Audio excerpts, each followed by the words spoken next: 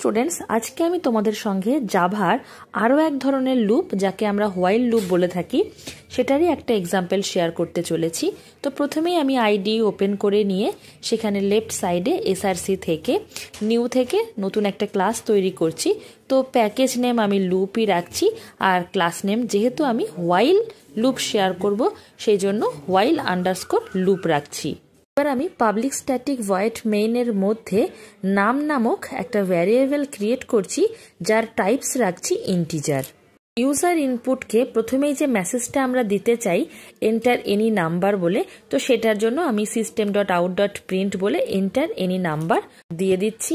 এবং যেহেতু আমি ইউজার ইনপুট নিতে চাইছি সেই জন্য আমি স্ক্যানার ক্লাসকে ব্যবহার করে একটা ইউজার ইনপুটের সিনট্যাক্স লিখে নেব।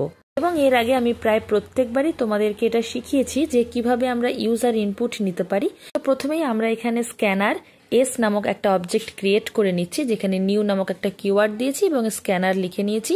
তারপরে যেহেতু আমাদের ইনপুট নিতে হবে সেই জন্য system.in কে নিয়েছি। ইউজার ইনপুটটা আমি ইন্টিজার টাইপস রাখতে চাইছি, সেই জন্য s.nextInt যেটা জাভার সিনট্যাক্স সেটাই দিয়ে নিচ্ছি।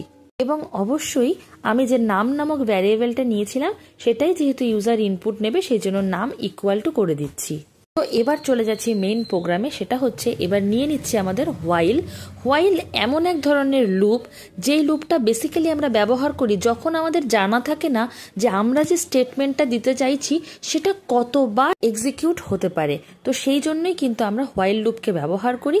আর হোয়াইল লুপের সিনট্যাক্স হচ্ছে হোয়াইলের পরে প্যারেনথেসিস শুরু শেষের মধ্যে আমরা যে কন্ডিশনটা দিতে চাইছি সেটা দিতে হবে।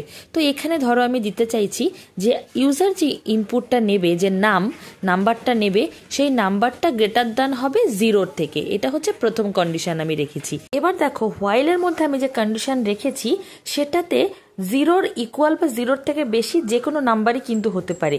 তো আমাকে আরও একটা কন্ডিশন দিতে হবে, সেই জন্য আমি ইফ এলস কন্ডিশনকে ব্যবহার করছি। আজকের প্রোগ্রামে আমি চাইছি ইউজার যে ইনপুট দেবে সেই ইনপুটটা ইভেন নাম্বার না অড নাম্বার সেইটা চেক করব।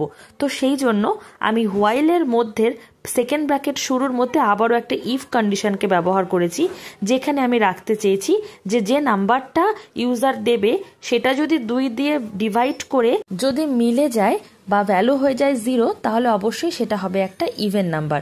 অন্যথায় মানে এলসে কি লিখতে পারি, তাহলে সেটা অড নাম্বার। তো এই যে আমি কন্ডিশনটা হোয়াইলের মধ্যে রাখতে চাইলাম, এটা ইউজার যতবার খুশি দিতে পারে, আমাদের কোনো এক্সিকিউশনের লিমিট নেই। তো সেই সব ক্ষেত্রেই কিন্তু আমরা বেসিক্যালি হোয়াইল লুপকে ব্যবহার করে থাকি। নর্মালি ইফ বা এলস কন্ডিশনকে কিভাবে ব্যবহার করতে হয় সেটা তো আমি আমার আগের ভিডিওতেই দেখিয়েছি, সেই জন্য আর আলাদা করে এখানে তোমাদেরকে সেটা শেয়ার করলাম না। কিন্তু আজকের আমার প্রোগ্রামে আমি ইভেন না অড নাম্বার সেটা চেক করব হোয়াইল লুপ দ্বারা। তো দেখো মোটামুটি আমার প্রোগ্রাম তো লেখা কমপ্লিট হয়ে গেছে। এবার যেটা করতে হবে আমাকে এটা সেভ করতে হবে এবং তারপর এটাকে রান করতে হবে। এবার দেখো যখনই আমি রান করেছি এন্টার এনি নাম্বার দিয়েছে এবং আমি আমার পছন্দ মতো একটা নাম্বার দিলাম লাইক 3। যেহেতু 2 দিয়ে ভাগ করলে 0 আসছে না ভ্যালু, তাহলে সেটা অড নাম্বার। কিন্তু দেখো আমার মাল্টিপল টাইম ধরে কিন্তু অড নাম্বার দিয়েই যাচ্ছে আউটপুটে। কেন কি?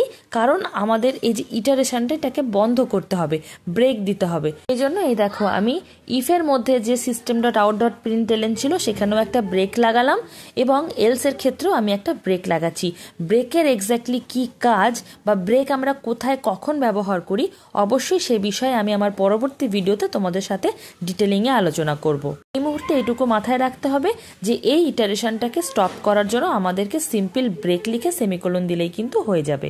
একই সাথে এক্লিপস আর স্ক্রিন রেকর্ডিং চলার জন্য মেশিনটা একটু হ্যাং হয়ে গেছিল।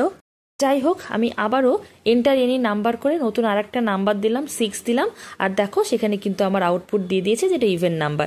চলো এখানে আর একটা নাম্বার দিয়ে দেখাই, দেখো 5 দিলাম, দেখো এবার দেখাচ্ছে অড নাম্বার। এবার আর আগের মতো ইটারেশনটা কন্টিনিউ হচ্ছে না, কারণ আমি এখানে ব্রেক ইউজ করে নিয়েছি। আমি আশা করছি আমার এই ভিডিওটা বুঝতে তোমাদের তেমন কোনো অসুবিধা হয়নি। যদি ভিডিওটি ভালো লাগে তাহলে অবশ্যই আমার চ্যানেলকে সাবস্ক্রাইব করে তোমরা আমার পাশে থেকে